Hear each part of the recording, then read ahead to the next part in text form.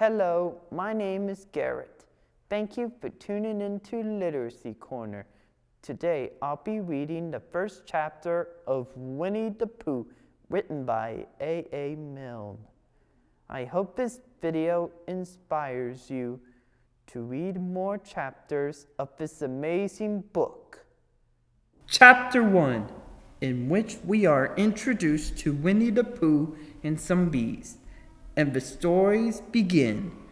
Here is Edward Bear coming downstairs now, bump, bump, bump, on the back of his head behind Christopher Robin. It is, as far as he knows, the only way of coming downstairs, but sometimes he feels that there really is another way. If only he could stop bumping for a moment and think of it. And then he feels that perhaps there isn't. Anyhow, here he is at the bottom and ready to be introduced to you, Winnie-the-Pooh. When I first heard his name, I said, just as you are going to say, but I thought he was a boy. So did I, said Christopher Robin. Then you can't call him Winnie. I don't.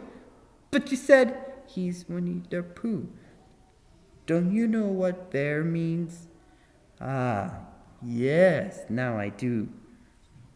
I said quickly, and I hope you do too, because it is all the explanation you are going to get. Sometimes Winnie-the-Pooh likes a game of some sort when he comes downstairs, and sometimes he likes to sit quietly in front of the fire and listen to a story. This evening, what about a story? Said Christopher Robin. What about a story? I said. Could you very sweetly tell Winnie-the-Pooh one? I suppose I could, I said. What sort of stories does he like? About himself. Because he's that sort of bear. Oh, I see. So you could very sweetly. I'll try, I said. So I tried. Once upon a time, a very long time ago now, about last Friday, Winnie-the-Pooh lived in a forest all by himself under the name of Sanders. What does under the name mean? Asked Christopher Robin. It means he had the name over the door in gold letters and he lived under it. Winnie-the-Pooh wasn't quite sure, said Christopher Robin. Now I am, said a growly voice. Then I will go on, said I. One day, when he was out walking, he came to an open place in the middle of the forest, and in the middle of this place was a large oak tree, and from the top of the tree there came a loud buzzing noise. Winnie-the-Pooh sat down at the foot of the tree, put his head between his paws, and began to think. First of all, he said to himself, that buzzing noise means something. You don't get a buzzing noise like that. Just a buzzing and buzzing without it's meaning something. If there's a buzzing noise, somebody's making a buzzing noise. And the only reason for making a buzzing noise that I know of is because you're a bee. Then he thought another long time and said, and the only reason for being a bee that I know is making honey. And then he got up and said, and the only reason for making honey is so as I can eat it. So he began to climb up a tree. He climbed and he climbed and he climbed. And as he climbed, he sang a little song to himself and went like this. Isn't it funny how a bear likes honey? Buzz, buzz, buzz. I wonder why he does. Then he climbed a little further and a little further, and then just a little further. By that time, he had thought another song. It's a very funny thought that if bears were bees, they build their nest at the bottom of the trees. And that being so, if the bees were bears, we shouldn't have to climb up all these stairs. He was getting rather tired by his time, so that is why he sang a complaining song. He was nearly there now. And if he just stood on that branch, crack! "Oh, help!" said Pooh as he dropped 10 feet on the branch below him.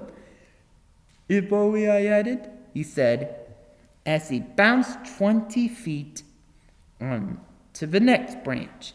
"You see what I meant to do," he explained, as he turned head over heels and crashed onto another branch 30 feet below. "What I meant to do." "Of course it was rather," he admitted, as he slithered very quickly through the next 6 branches. "It all comes, I suppose," he decided, as he said goodbye to the last branch, spun round 3 times, and flew gracefully into a gorse bush. "It all comes of liking honey so much. Oh, help!" He crawled out of the gorse bush, brushed the prickles from his nose, and began to think again. And the first person he thought of was Christopher Robin. "Was that me?" said Christopher Robin in an awed voice, hardly daring to believe it. "That was you." Christopher Robin said nothing, but his eyes got larger and larger, and his face got pinker and pinker. So Winnie-the-Pooh went round to his friend Christopher Robin, who lived behind a green door in another part of the forest. "Good morning, Christopher Robin," he said. "Good morning, Winnie-the-Pooh," said you. "I wonder if you got such a thing as a balloon about you." "A balloon?" "Yes. I just said to myself, coming along, I wonder if Christopher Robin has such a thing as a balloon about him. I just said it to myself, thinking of balloons and wondering. What do you want a balloon for?" you said. Winnie-the-Pooh looked around to see that nobody was listening, put his paw to his mouth, and said in a deep whisper, "Honey. But you don't get honey with balloons." "I do," said Pooh. "Well, it just happened that you had been to a party the day before at the house of your friend Piglet, and you had balloons at the party. You had a big green balloon, and one of Rabbit's relations had a big blue one, and had it left behind, being really too young to go to a party at all. And you so had brought the green one and the blue one home with you. Which one would you like?" you asked Pooh. He put his head between his paws and thought very carefully. "It's like this," he said. "When you go after honey with a balloon, the great thing is not to let the bees know you're coming. Now, if you have a green balloon, they might think you were only part of the tree and not notice you. And if you have a blue balloon, they might think you were only part of the sky and not notice you. And the question is, which is most likely? Wouldn't they notice you underneath the balloon?" you asked. "They might, or they might not," said Winnie-the-Pooh. "You can never tell with bees." He thought for a moment and said, "I shall try to look like a small black cloud. That will deceive them." "Then you had the better have the blue balloon," you said. And so it was decided. Well, you both went out with the blue balloon and took your gun with you, just in case, as you always did. And Winnie-the-Pooh went to a very muddy place that he knew of and rolled until he was black all over. And then, when the balloon was blown up as big, and you and Pooh were holding on to the string, you let go suddenly, and Pooh floated gracefully up into the sky. and stayed there, level with the top of the tree and about 20 feet away from it. Hooray! You shouted. Isn't that fine? Shouted Winnie-the-Pooh down to you. What do I look like? You look like a bear holding on to a balloon, you said. Not, said Pooh anxiously. Not like a small black cloud in a blue sky. Not very much.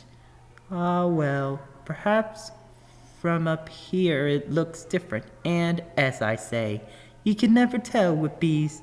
There was no wind to blow him nearer to the tree, so there he stayed. He could see the honey, he could smell the honey, but he couldn't quite reach the honey.